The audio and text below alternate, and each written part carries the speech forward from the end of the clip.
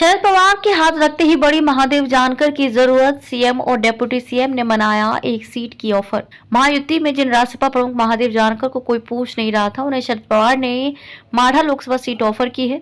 अब महायुति में भी उनकी पहुंच बढ़ गई है। शरद की घोषणा के बाद उप मुख्यमंत्री देवेंद्र फडणवीस और उप मुख्यमंत्री अजीत पवार एक्टिव हो गए हैं। शनिवार को दोनों ने जानकर से मुलाकात की और लोकसभा की एक सीट ऑफर की। अब देखना होगा कि महायुति से उन्हें कौन सी सीट मिलती है। शरद पवार जानकर को जिस माढ़ा सीट से चुनाव लड़ाना चाहते थे, उस पर तो बीजेपी पहले ही उम्मीदवार घोषित कर चुकी है। अब उनके लिए परभनी की सीट तय मानी जा रही है। इधर चर्चा ये भी है कि बारामती में अजीत की पत्नी सुनेत्रा पवार का बढ़ता विरोध देखते हुए जानकर सुप्रिया सुले के खिलाफ लड़ाया जा सकता है। जानकर ने 2014 के चुनाव में बारामती लोकसभा क्षेत्र से सुप्रिया के खिलाफ चुनाव लड़ा था।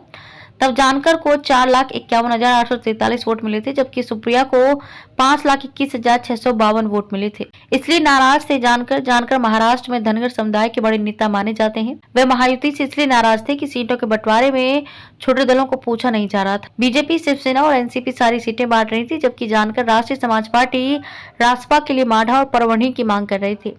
हालांकि उनकी मांग पर ध्यान नहीं दिया गया। अगर जानकर के शरद पवार गुट में जाते तो महायुति को माढ़ा, बारामती और परभनी समेत मराठवाड़ा की कुछ सीटों पर नुकसान हो सकता था।